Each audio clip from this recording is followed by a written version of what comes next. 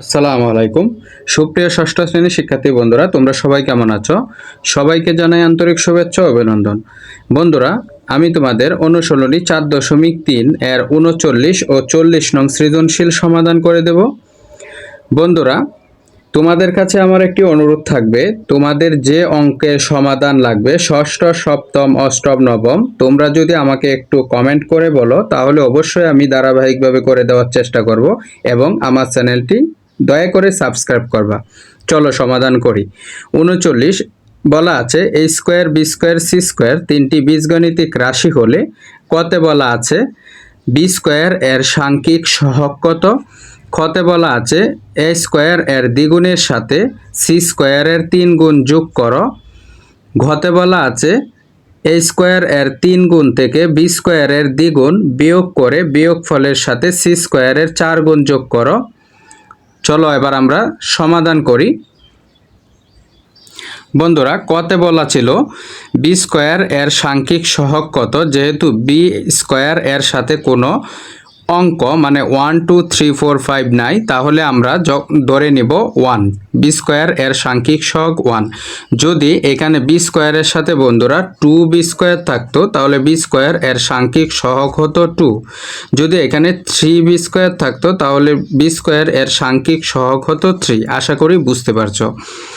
খতে বলা ছিল বন্ধুরা এ স্কোয়ার এর দ্বিগুণের সাথে সি স্কোয়ারের 3 গুণ যোগ করো, তাহলে এ স্কোয়ারের দ্বিগুণ, দ্বি কথার অর্থ হচ্ছে 2 গুণ, দ্বি কথার মানে হচ্ছে 2 অর্থাৎ ইংলিশে 2, তাহলে এ স্কোয়ারের দ্বিগুণ মানে হচ্ছে 2a স্কোয়ার, সি স্কোয়ারের 3 গুণ মানে 3 তো 3, তোমরা বোঝো 3 গুণ সমান 3c স্কোয়ার। তাহলে আমরা প্রশ্ন থেকে দেখে দেখে লিখব। সুতরাং এ স্কোয়ার এর দ্বিগুণের সাথে সি স্কোয়ারের দ্বিগুণ যোগ করলে হবে 2a square plus 3c square. বন্ধুরা, তোমাদের গতে বলা ছিল এ স্কোয়ার এর 3 গুণ থেকে বি স্কোয়ারের দ্বিগুণ বিয়োগ করে বিয়োগফলের সাথে সি স্কোয়ারের 4 গুণ যোগ করো।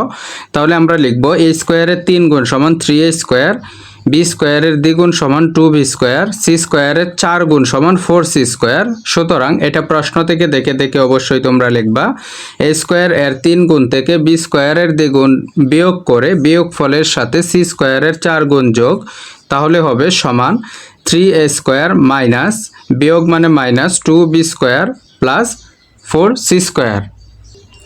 বন্ধুরা, অবশ্যই তোমরা কমেন্ট করে বলবা তোমরা কোন শ্রেণীর অঙ্ক চাও এবং কত অধ্যায় কত অনুশীলনী, এগুলো অবশ্যই বলবা, তাহলে আমি অবশ্যই ধারাবাহিকভাবে করে দেব। তোমাদের 40 নঙে বলা আছে একটি খাতার দাম x টাকা হলে, একটি কলমের দাম y টাকা হলে, একটি পেন্সিলের দাম z টাকা হলে ক তিনটি খাতা ও দুটি কলমের মোট দাম কত। মোট মানে হচ্ছে যোগ করা। তাহলে আমরা লিখব উদ্দীপক থেকে দেখে দেখে 1 মানে একটি খাতার দাম x টাকা, তাহলে তিনটি খাতার দাম বেশি হবে, সেজন্য গুণ করতে হবে 3 ইন্টু x সমান 3x টাকা।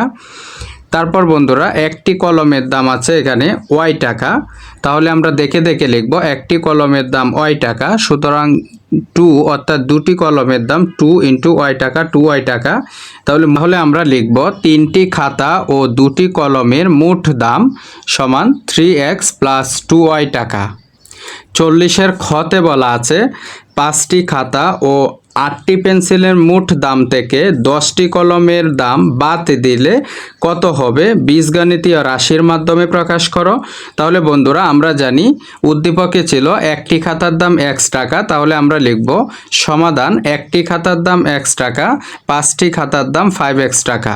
তারপর একটি পেন্সিলের দাম ছিল z টাকা, তোমরা অবশ্যই উদ্দীপকের সাথে মিলিয়ে নিবে।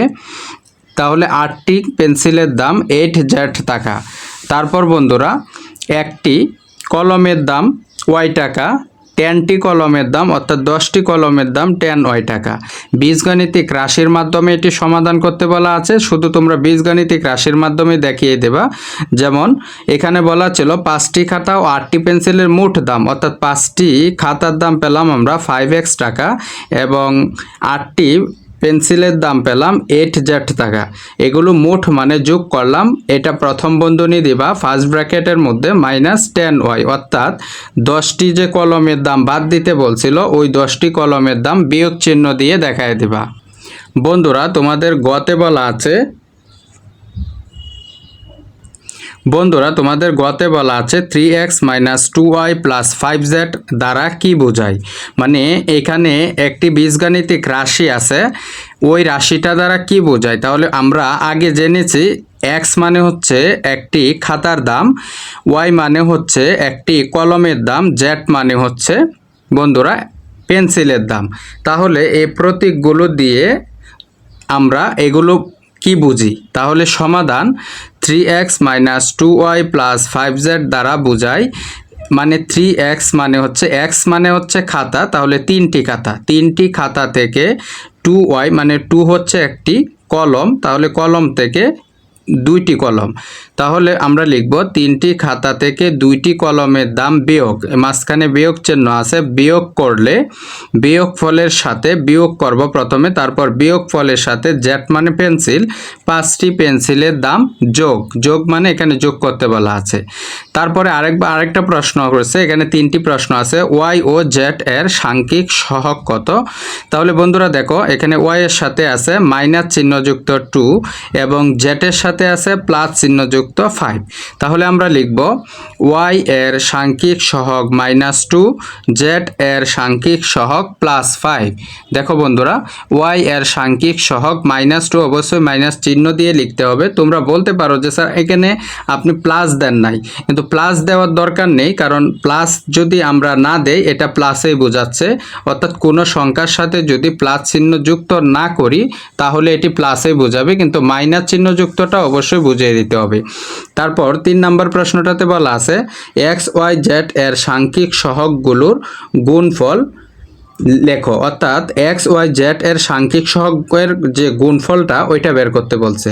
তাহলে আমরা লিখব, আমরা যেহেতু এখানে ওয়াই এবং জেড এর সাংখ্যিক সহগ পেয়ে গেছি, তাহলে লিখব এক্স এর সাংখ্যিক সহগ 3 গুণফল এক্স এর -3 × 5 × 3, তাহলে আমরা গুণ করব মাইনাস আর +5 গুণ করলে হয় প্লাসে মাইনাসে মাইনাস, 5 দ্বিগুণে 10 -10, আবার -10 দ্বারা 3 কে গুণ করব প্লাসে মাইনাসে মাইনাস, 3 × 10 = 30। থ্যাঙ্কস ফর ওয়াচিং, ধন্যবাদ।